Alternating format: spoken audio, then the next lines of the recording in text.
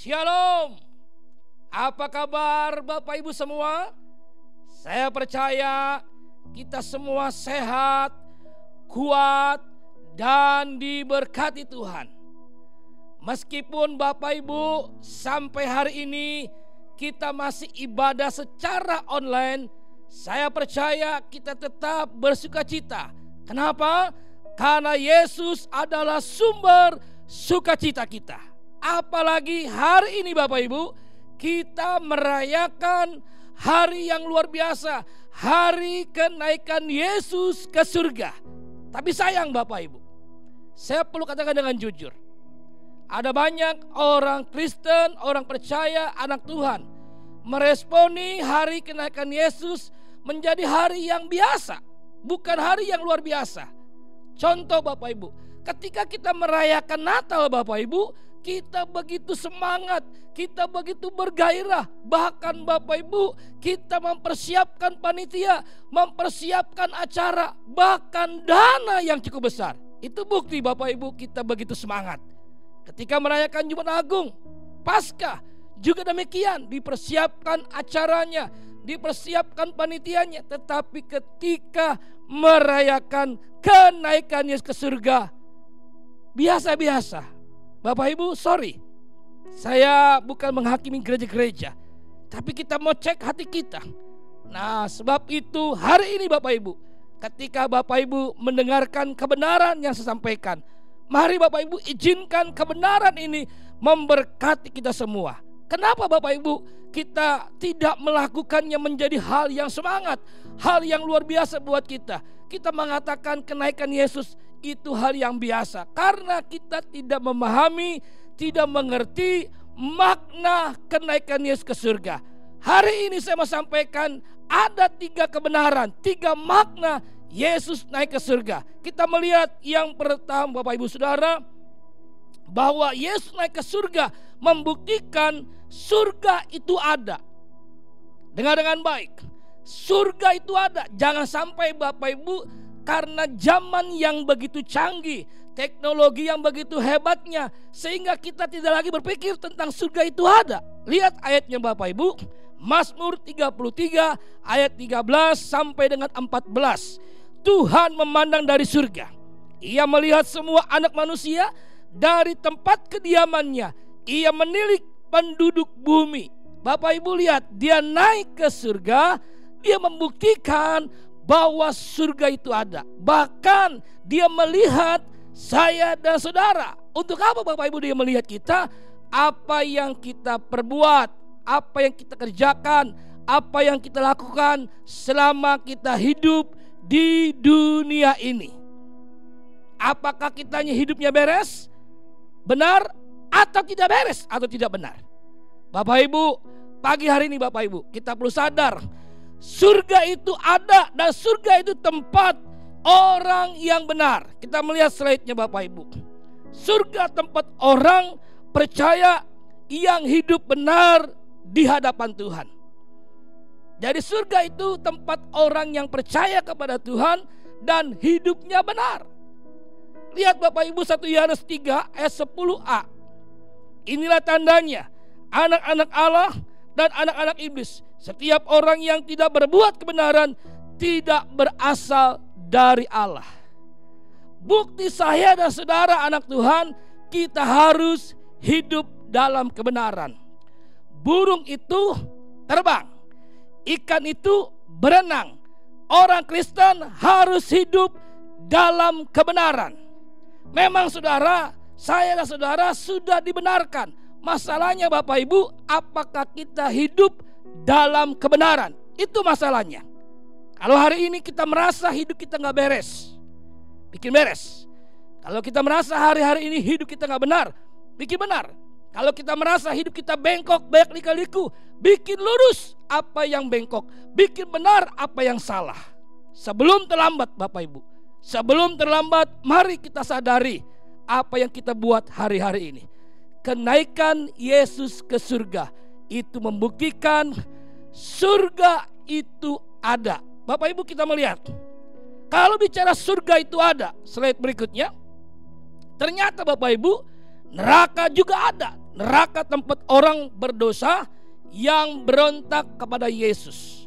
Tempat orang berdosa yang berontak kepada Yesus. Ayatnya Matius 18 ayat 8 sampai 9. Jika tanganmu atau kakimu menyesatkan engkau, penggallah dan buanglah itu.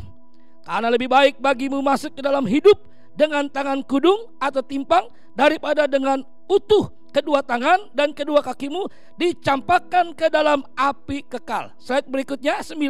Dan jika matamu menyesat engkau, cungkillah dan buanglah itu. Karena lebih baik bagimu masuk ke dalam hidup dengan bermata satu daripada dicampakkan ke dalam api neraka dengan bermata dua. Surga itu ada.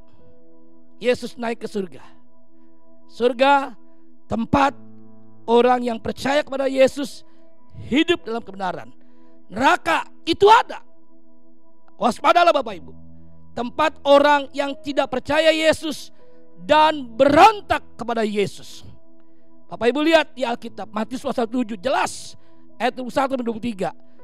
Bukankah aku sudah bernubuat, usir setan, bikin banyak mujizat? Bapak Ibu lihat ayat 23. Yesus berkata apa? Anyalah dari hadapanku kalian pembuat kejahatan, tidak bertobat, hidupnya tidak beres. Hari ini Bapak Ibu, saya tidak sedang menghakimi siapapun kita.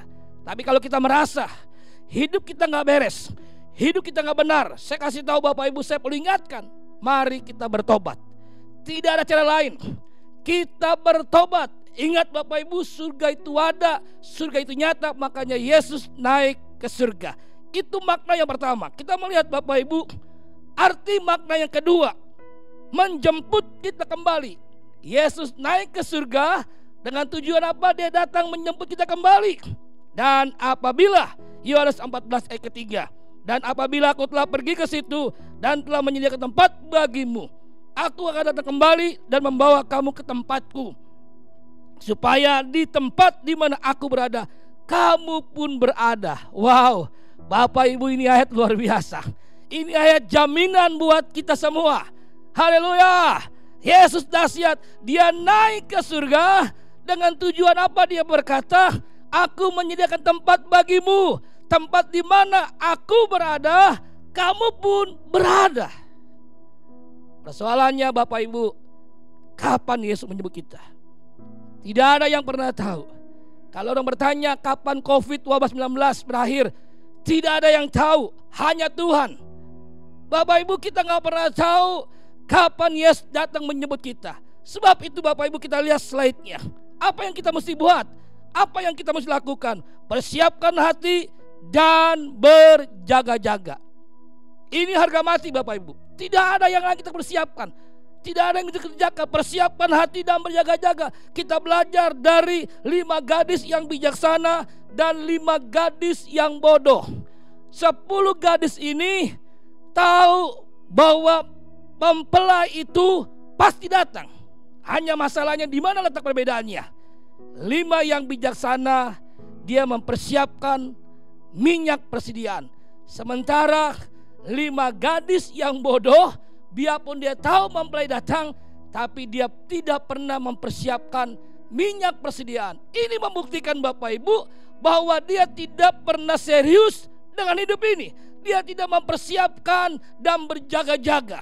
Bapak Ibu, kita gak pernah tahu kapan Yesus datang menjemput kita yang kedua kali. Banyak ada yang berkata, apakah mungkin Yesus datang kedua kali? Saya katakan Bapak Ibu dengar dengan baik, itu pasti terjadi. Karena firman Allah berkata dalam Injil Yohanes tadi 14, di mana aku pergi, di mana aku ada di sana, aku mau supaya kita semua, saya dan saudara, juga ada bersama Yesus di sorga.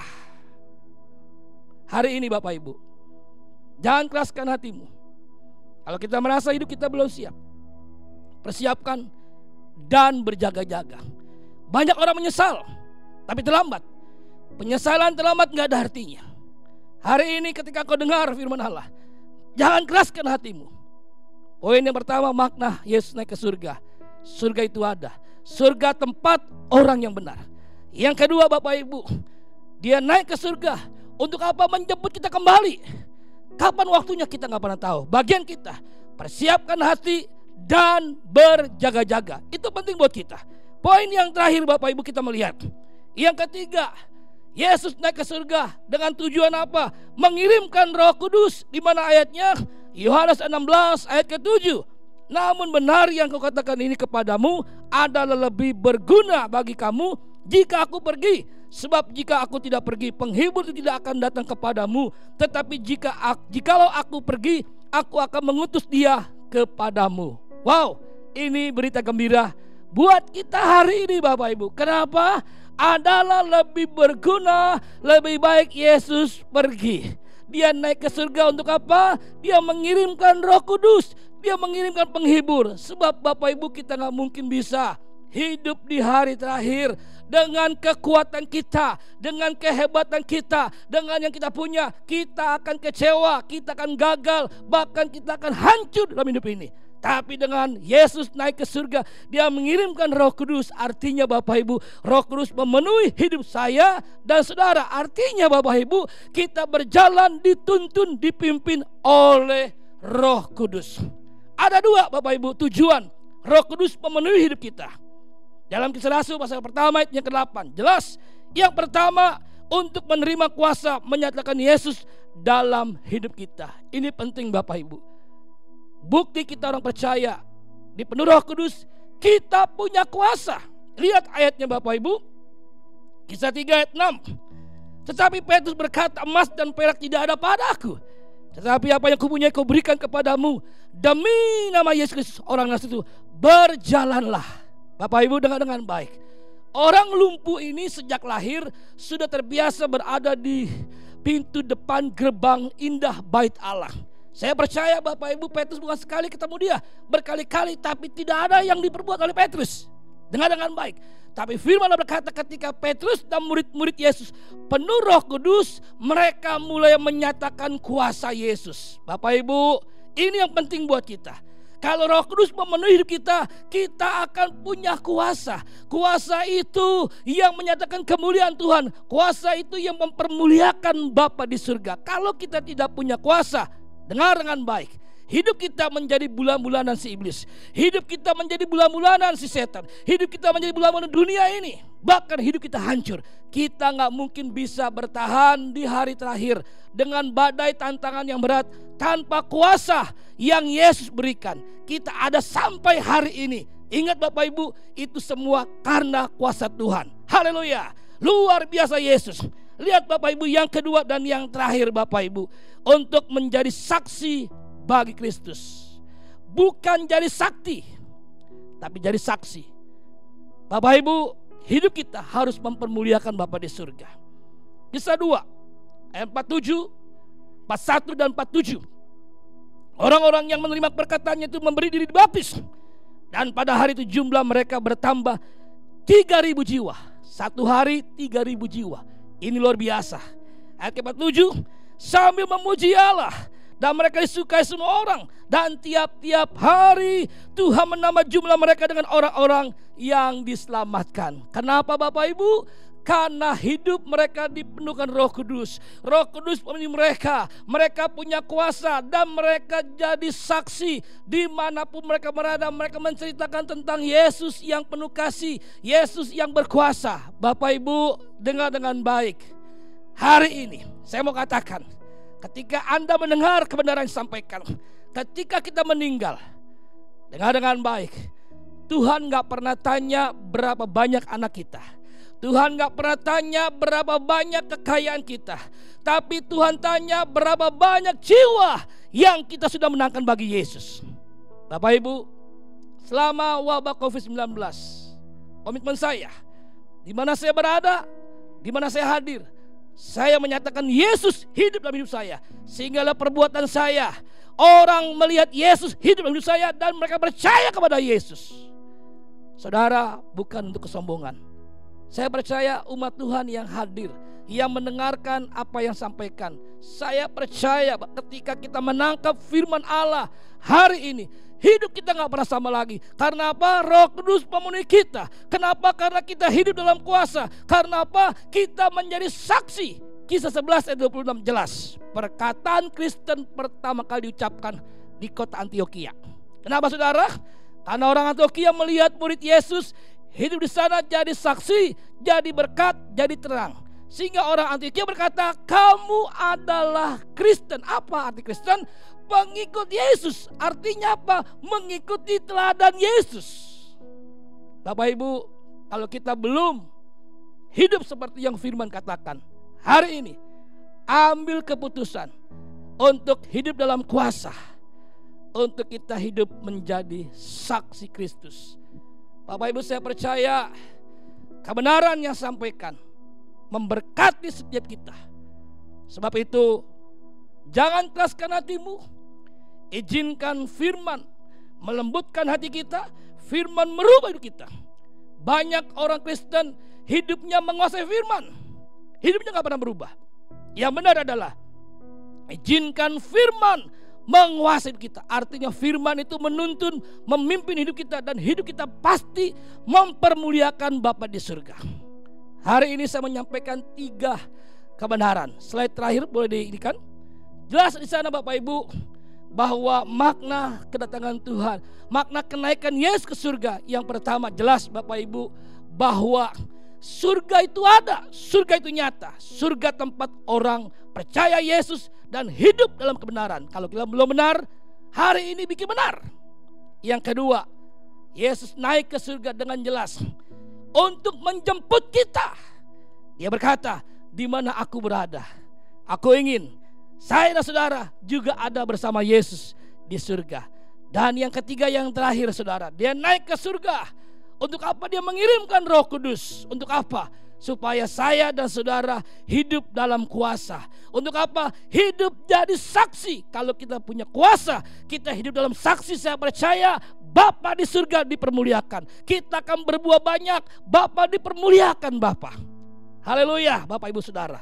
Jadi biarlah kalau hari ini, hari-hari ini hidup kita belum seperti yang firman Tuhan katakan, mari datang sama Tuhan. Pejamkan matamu dan taruh kedua tanganmu di dada. Saya mau berdoa Bapak Saudara.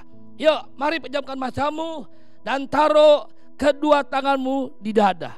Bapa di surga, hamba berdoa memberkati umatmu yang pagi ini ketika mendengar firman Tuhan. Dia dengan jujur dan rendah hati dan berkata, Tuhan jamah hidupku, Tuhan rubah hidupku. Aku mau Tuhan hidup benar, aku mau menyenangkan Tuhan, aku mau hidup seperti yang firman Tuhan katakan. Aku tahu surga itu ada, aku tahu surga itu tempat orang yang percaya Yesus dan hidup dalam kebenaran, bukan hidup dalam dosa. Aku tahu Tuhan surga itu ada. Aku tahu Engkau naik ke surga untuk Engkau menjemput kami, menyediakan tempat supaya di mana Yesus ada, kami pun ada di sana. Tuhan terima kasih buat jaminan yang pasti. Kami tahu Tuhan Engkau naik ke surga untuk mengirimkan Roh Kudus penolong, untuk memberikan penghibur, untuk supaya kami hidup dalam kuasa-Mu dan kami hidup jadi saksi Tuhan, sehingga melalui hidup kami nama Tuhan dimuliakan. Memberkati semua umat-Mu yang sudah hadir, yang sudah setia mendengarkan kebenaran hari ini Tuhan. Biar nama Yesus yang dimuliakan. Jadikan kami Tuhan menjadi pribadi yang luar biasa, pribadi kesukaan bagi Bapa di surga. Terima kasih Bapa buat firman-Mu yang sangat memberkati kami. Di dalam nama Yesus kami berdoa dan bersyukur. Yang diberkati katakan amin. Haleluya. Shalom. Tuhan berkati kita semuanya.